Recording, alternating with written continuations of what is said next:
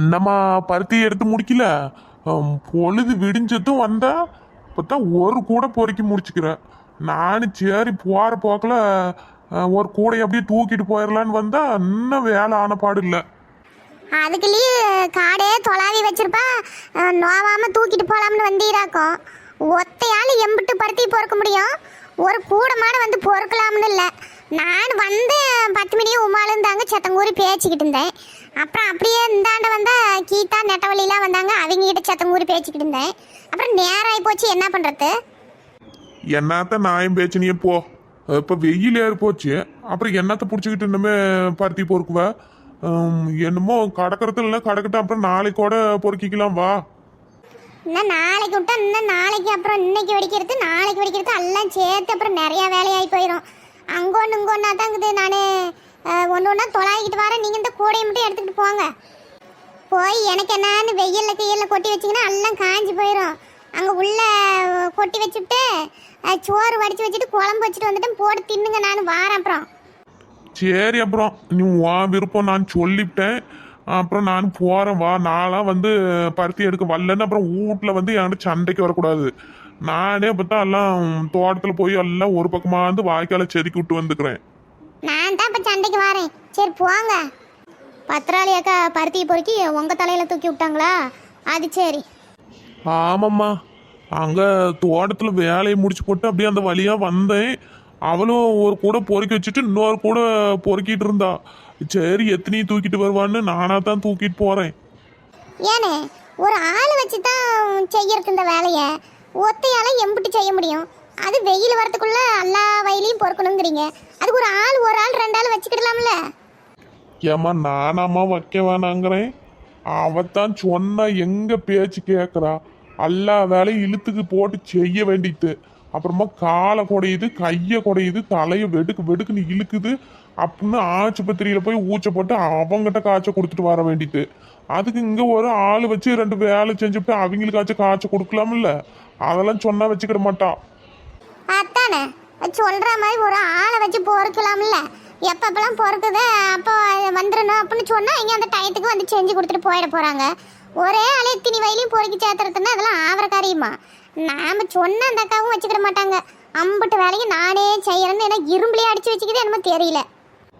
என்னத்தையே பண்ணிட்டுக்கிட்டோம், நாம் சொன்னா அவ வச்சுக்கிட போறதில்ல. என்னன்னே பருத்தி வீட்டுக்கு போகுதா? ஆமாப்பா, ஒரு கூட பொறுக்கியாச்சு, அதான் எடுத்துட்டு போறேன். இன்னும் பொறுக்கிட்டு இருக்கிறா. சரி சரிண்ணே. பருத்திலாம் நல்லா தான் காய் விட்டுக்கிட்டு இருக்குது. அப்புறம் இன்னொரு மருந்து கொஞ்சம் அடிச்சு விடுங்க, எல்லாம் ஒரே பூச்சியாக்குற மாதிரி தெரியுது. ஆமாப்பா, நல்லா பூ எடுத்துக்கிட்டு பிஞ்சு விட்டுக்கிட்டு தான் இருக்குது. அந்த பூவெல்லாம் மருந்து அடிச்சா அப்புறம் கொட்டி போயிடும். அதான் ஒரு 2 நாள் பார்த்துக்கிட்டு அடிக்கலாம்னு அப்புறம் கண்டுக்காமக்கிறேன் நானும். அது போய் அந்த மருந்து கடைக்காரங்கிட்டே எப்படி விளக்கத்தை சொல்லி எப்படி பூவு பிஞ்சோட இருக்குது, எந்த மருந்து அடிக்கலான்னு கேட்டு தான் வாங்கிட்டு வந்து அப்புறம் அடிச்சு விடணும். நானும் அடிக்கணும்னு தான் நினச்சிட்டு இருக்கிறேன். 2 நாள் போகட்டும்னு விட்டுட்டேன். ஆமாம் ஆமாம், அது என்னமோ கரெக்டு தான். அப்புறம் பூவு பிஞ்சோட அடித்தா அப்படியே கொட்டி போயிடும், அது வீணாத்தான் போகும். பார்த்துக்கிட்டே அடிச்சு விடுங்க. ஆமாப்பா, உனக்கு என்ன வேலையா? ஆமாண்ணே, அந்த நெல்ல வயலுக்கு தண்ணி எடுத்து விடலான்னு மோட்டரை போட்டு விட்டு போகலாம்னு வந்தேன். அப்புறம் ஓரம்பரால களை எல்லாம் முளைச்சிக்கிட்டு இருக்குது, பூண்டு புல் முள்ளு செடியெல்லாம் முளைச்சிக்கிட்டு இருக்குதா, அதெல்லாம் சுத்தம் பண்ணி விட்டு அப்புறம் தண்ணி போட்டு விட்டு வந்தேன். அப்புறம் என்ன வயல் பாயறதுக்கு எப்படியும் 1 மணி நேரம் ஆகிக்கிடும். அதுக்குள்ளே வீட்டுக்கு போயிட்டு ஓடியாந்துடலான்னு பார்க்குறேன். சரி வாரியா? நானும் வீட்டுக்கு தான் போகிறேன். இல்லை நீங்கள் போங்க, நான் அங்கே மோட்டர் ரூம்பாண்ட வண்டியை நிறுத்திட்டு வந்துக்கிறேன். நான் வண்டி எடுத்துகிட்டு வந்துடுறேன் இப்படியே போய். சரி சரி, நீ போய் எடுத்துகிட்டு வா, நான் அப்போ கிளம்புறேன். சரிம்மா, அப்போ நானும் வீட்டுக்கு போகிறேன். எனக்கு காலையிலேயே வந்தேன்னா நானும் தோட்டத்தில் கொஞ்சம் வேலை. இப்போ பசி காது அடிக்குது, நான் போய் ஒரு சோறு திங்குறேன். சரிண்ணே, நீங்கள் போய் சாப்பிடுங்க போங்க. ஏன்னா இந்த பருத்தி காட்டில் இந்த வெள்ளரிக்காயெல்லாம் போட்டு விடுவாங்களே, நீங்கள் ஒன்றும் போட காணோம். அதில் போட்டு விட்டா நல்லா வந்திருக்கும்ல. ஆமாம்மா, எல்லாருமே போடுவாங்க தான். அது பருத்தி காட்டில் போட்டால் நல்லாவும் தான் வரும் தண்ணி கட்டுறதுக்கு. அது அந்த கொடி ஓடிக்கிட்டு காலில் மாட்டிக்கிட்டு உளுந்துருவோம் பார்த்துக்கிடுங்க. அது ஒரு இது வேற எல்லாம் நல்ல கிளச்சிக்கிட்டு செடி இருக்குமா, அது அங்கங்க கொடி ஓட்டிக்கிட்டு இந்த செடியில மாட்டிக்கிடும். நம்மளுக்கு பருத்தி எடுக்கிறதுக்கு அப்புறம் வாட்டப்படாது. அதனால தான் கலந்துட்டு போச்சாதுன்னு விட்டு போட்டேன். சரி சரி. இல்லை போன வாட்டிலாம் உங்கள் பருத்தி காட்டில் வெள்ளரிக்காய் அங்கங்கே பழுத்து அப்படியே வெடிச்சு போயிருக்கும், வெடுப்பு வெடுப்பாக இருக்கும். அதை பார்க்குறதுக்கே அப்படியே தின்னாவாச்சுன்னு இருக்கும்ல. அதுக்கு தான் கேட்டேன், இந்த வாட்டி ஒரு வெள்ளரி செடியை கூட காணுமேன்னு கேட்டேன். ஆமாம் நெட்டவள்ளி பதியா, போன வாட்டிலாம் எல்லா வயல்லையுமே போட்டிருந்தாங்க. அந்த பருத்தி காடா பார்த்ததெல்லாம் ஒரே வெள்ளரி கொடி ஓடி ஓடி அப்படியே அவ்வளோ அவ்வளோ நீட்டமாக காய்ச்சி போய் அது மஞ்சள் கலரில் அப்படியே வெடுப்பு வெடுப்பாக இருக்கும். பார்க்குறதுக்கே அப்படி பழம்பழமாக அவ்வளோ ஆசையாக இருக்கிற மாதிரி.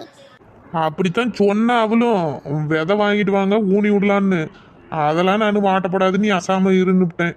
அப்புறம் மொளா செடியாச்சும் வாங்கிட்டு வாங்க, அதையாச்சும் போட்டு விடலாம் ஓரம் பாருன்னா. அதெல்லாம் ஒரு வெள்ளாம ஒரு காட்டில் தான் பண்ணணும், நீ அசாம இறாயான்னுட்டேன் நான். சரிண்ணே, நீங்கள் அப்பயே பசிக்குதுன்னு சொன்னீங்களா? சரி நீங்கள் போங்க, வெயிட்டை வேற வச்சுக்கிட்டு ரொம்ப நேரமாக நிற்கிறீங்க, போய் சாப்பிடுங்க போங்க. ஆமாம்மா சரியான பசி. சரி நான் வாரேன். சட்டுனா வீட்டுக்கு போய் முன்ன சோத்தை திங்கணும். சரியான பசி எடுக்கு. இப்போ வந்ததே வந்தால நம்ம தோட்டத்தில் இருக்கிறோன்னு தெரியுமே, ஒரு டீ வச்சு எடுத்துட்டு வரக்கூடாது, இல்லைன்னா ஒரு நீஸ் தண்ணியாச்சும் கரைச்சி எடுத்துட்டு வந்துக்கலாம். என்னான்னு நினப்புல வந்தாலும் தெரியல, நம்மளுக்கு இன்னைக்குன்னு பார்த்து இப்படி பசி எடுக்கு. வெயில் சரியான போடுது இன்னைக்கு. இன்னைக்கு பொழுதாடைக்கு மழை வரும்னு நினைக்கிறேன். என்ன நெட்டவள்ளி, டெய்லிக்கு அடிக்கிற வெயிலுக்கு இந்நேரம் மழை பெஞ்சிட்டுன்னா ஊரே அடிச்சுக்கிட்டு போயிருந்துருக்கணும், அந்த அளவுக்கு பெஞ்சிருக்கும். என்னத்த வெயில் அடிக்குது போ, மழையும் வராது ஒன்றும் வராது, சும்மா தினமும் இப்படியே தான் காய்ச்சி எடுக்குது. சரி வா சீக்கிரமாக வீட்டுக்கு போய் சேரலாம்.